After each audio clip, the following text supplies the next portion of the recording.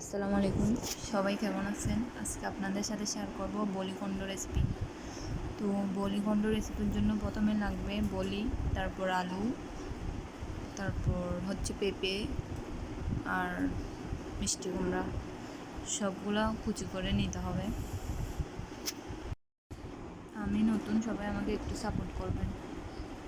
তো আমি বলি, আলু, মিষ্টি কুমড়া, পেঁপে কুচি করে কেটে নিয়েছি।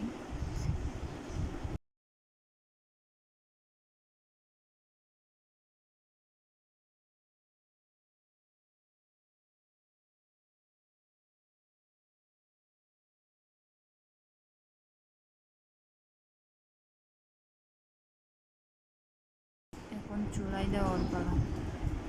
প্রথমে তেল দিয়ে রসুন দাগ দিচ্ছি, তার মশলা অ্যাড করবো। 1 চামচ হলুদের গুঁড়া, বলি আর একটু সামান্য পরিমাণ হলুদের গুঁড়া দিচ্ছি। আপনারা চাইলে মশলাও অ্যাড করতে পারেন, আবার চাইলে হচ্ছে সরিষা বাটাও দিতে পারেন একটু, তাহলে স্বাদ আরও দ্বিগুণ হবে। তো এগুলো আমি শুধু হলুদ দিচ্ছি এখানে, আর লবণ দিয়ে কষায় ফেলবো। কতক্ষণ কষায় ফেলবো ঢাকনা দিয়ে।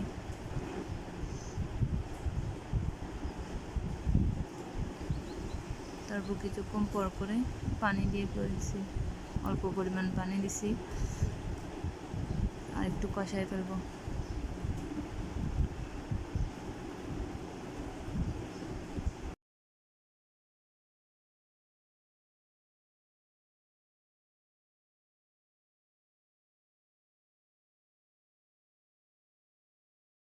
এখন কষানোর পর বেশি করে পানি দিয়ে ফেলবো পরিমাণ অনুযায়ী।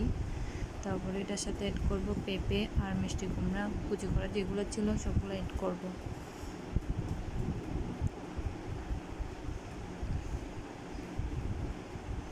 অ্যাড করে কতক্ষণ নেড়ে ঢাকনা দিয়ে রাখবো মিডিয়াম।